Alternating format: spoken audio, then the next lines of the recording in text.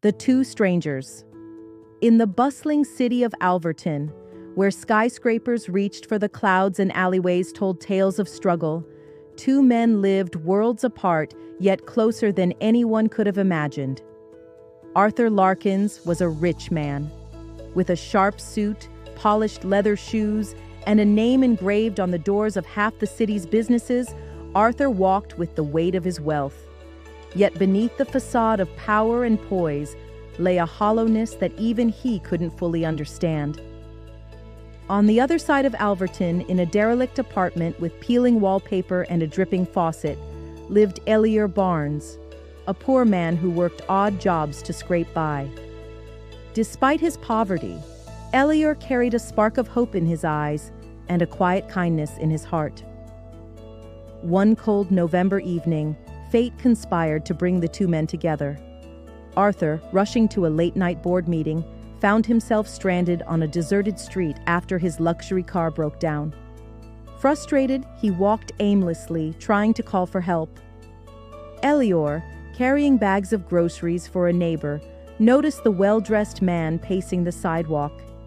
It wasn't every day you saw someone like Arthur in this part of the city. "Lost, are we?" Elior called out, a friendly grin breaking through the dim light. Arthur hesitated, uncomfortable in the presence of someone so unlike himself. "My car broke down," he replied stiffly. "Well, there's no tow truck that'll come out here this late.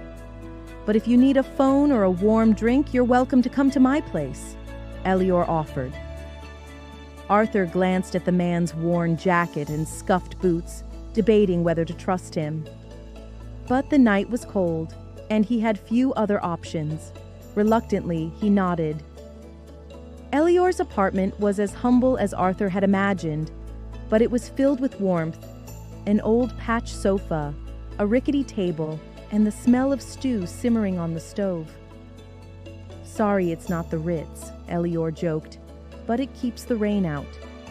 Arthur sat awkwardly on the sofa, while Elior ladled steaming stew into mismatched bowls. "It's not much," Elior said, setting the bowl in front of him. "But food tastes better when you share it." Arthur took a bite. To his surprise, it was delicious, simple, hearty, and far better than the elaborate meals he often had at his mansion. They began to talk. Elior spoke of his odd jobs and dreams, of one day opening a small repair shop.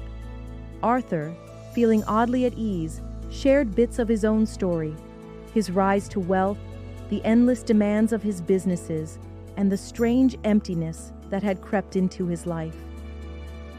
Elior listened intently, his easygoing nature disarming Arthur.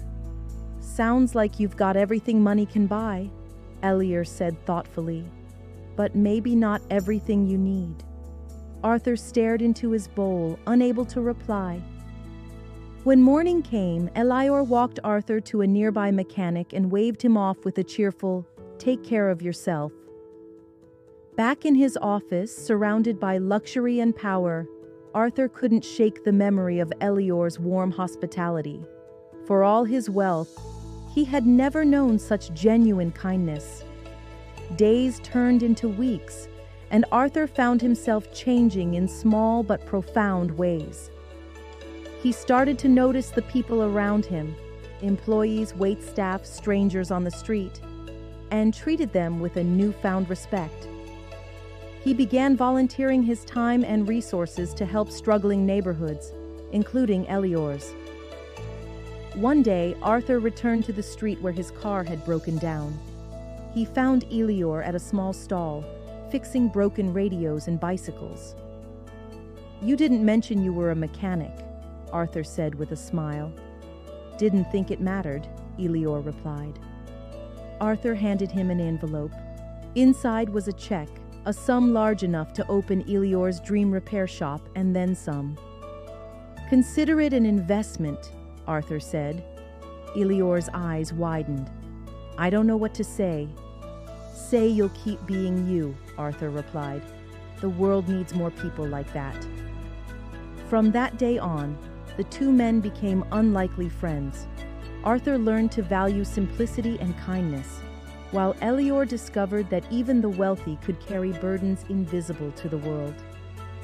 Together, they proved that friendship could bridge even the widest divides.